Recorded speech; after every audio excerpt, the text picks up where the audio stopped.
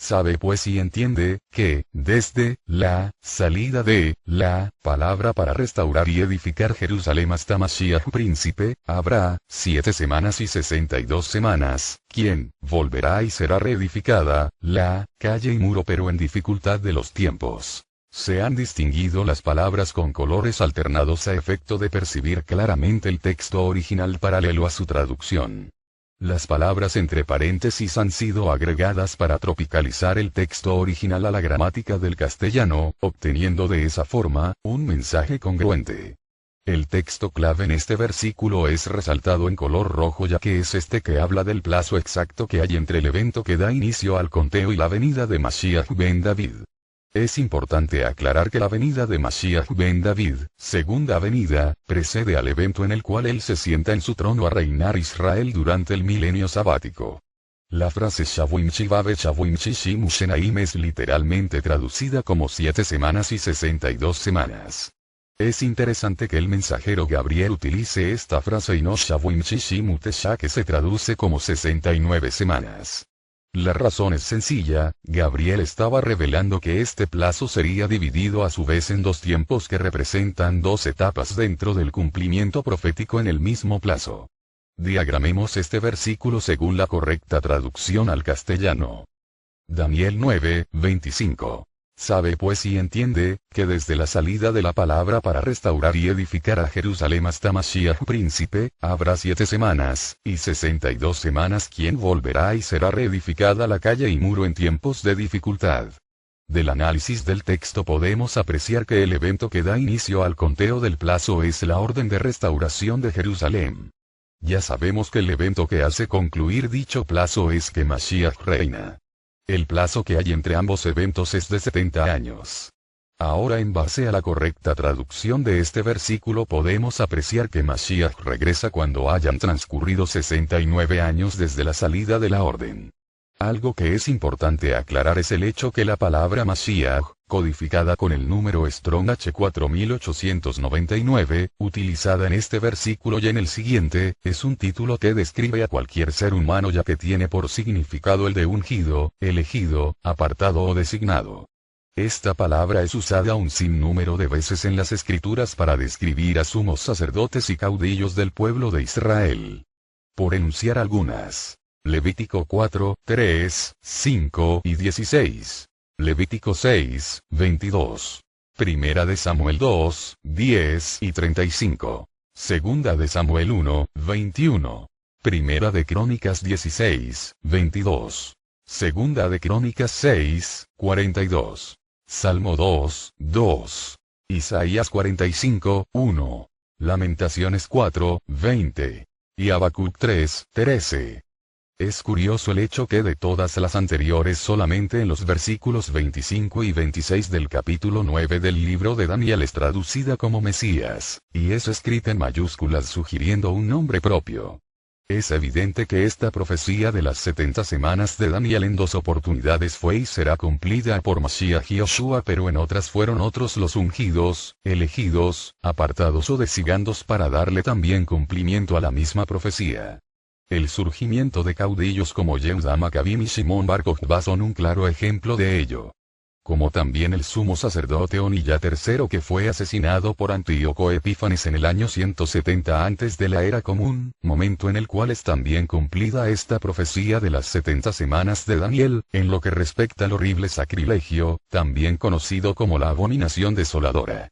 El error en la traducción surge por tener preconcebidas doctrinas a la hora de traducir las escrituras y quedan plasmadas las concepciones de los traductores en las mismas, lo cual es algo peligroso para el que confía ciegamente en las versiones traducidas de las escrituras, ya que se puede perder en alguna doctrina errónea y contraria a la verdad del Eterno. Es increíble la semejanza que existe entre los acontecimientos que sucedieron en el año 170 antes de la era común con el rey griego Antíoco IV Epífanes y que sucederán, según las escrituras, en la gran tribulación. Algunos de estos acontecimientos son los siguientes. Antíoco IV Epífanes intentó helenizar a Israel, 170 antes de la era común. Llegó amistosamente con la intención de engañarlos. Asesinó al sumo sacerdote Oniyá III, siendo este un Mashiach. Suspendió los sacrificios diarios. Saqueó el templo y la ciudad de Jerusalén. Se erigió en el templo la estatua de Antíoco, Zeus. Se sacrificaban cerdos en el altar del templo. Decretó que todos fueran un solo pueblo, griegos y judíos. Los obligó a renunciar a sus costumbres. Hizo que ofrecieran sacrificios a dioses paganos. Suprimió el Shabbat y las santas convocaciones. Se les obligaba a comer cosas inmundas. Les hizo renunciar a la Torá. Tomó prisioneros a los que se resistían. Muchos por miedo a morir se les unieron. Surgió la rebelión de Yehudá Macabim. Los judíos vencieron a los griegos. Se dedicó nuevamente el templo, celebración conocida como Hanukkah. Continuemos con el siguiente versículo. Daniel 9, 27. Durante una semana ese gobernante hará un pacto con muchos, pero a media semana pondrá fin a los sacrificios y ofrendas. Sobre una de las salas del templo cometerá horribles sacrilegios, hasta que le sobrevenga el desastroso fin que le ha sido decretado. Al interpretar correctamente este versículo, dentro de su contexto lógico-gramatical, podemos concluir dos puntos importantes. Primero, que el plazo del cual se hace referencia al inicio del mismo, debe ser interpretado como 7 años y no como una semana, ya que hace referencia a los acontecimientos que ocurrirán dentro de la segunda y última etapa enunciada en el versículo 25.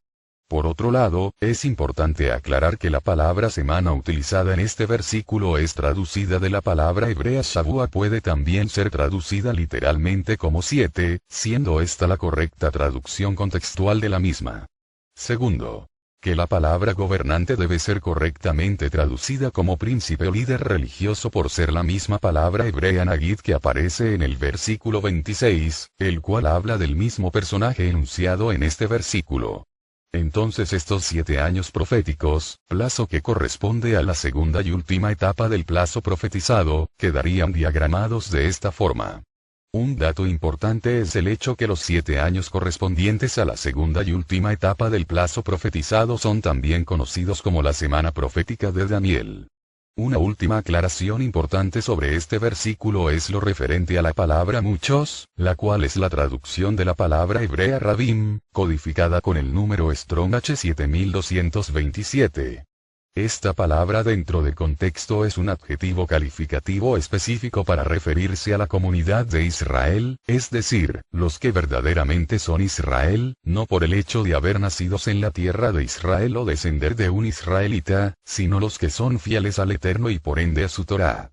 Esto es confirmado en los siguientes versículos. Isaías 53, 11 al 12. Daniel 12, 2 al 4. Mateo 26, 28, según versión hebraica de Shem Tov. En el Pirkei Avot, o Ética de los Padres del Talmud, 5, 18. En los rollos del Qumran, 1 Qup'eav 10, 11 y 4 Qup'ena 2, 8. Entonces, es claro que dicho gobernante, príncipe o líder religioso hará un pacto con la comunidad de Israel y no con el mundo entero. Este versículo detalla 2 acontecimientos específicos a la mitad de la semana profética o últimos 7 años del plazo, los cuales serán ejecutados por el príncipe o líder religioso. El primero es el de poner fin a los sacrificios y ofrendas del templo, y el segundo es la comisión del horrible sacrilegio. Aquí concluimos el diagrama de la profecía de las 70 semanas revelada por el mensajero Gabriel al profeta Daniel, interpretada desde el correcto contexto gramatical, cultural e histórico.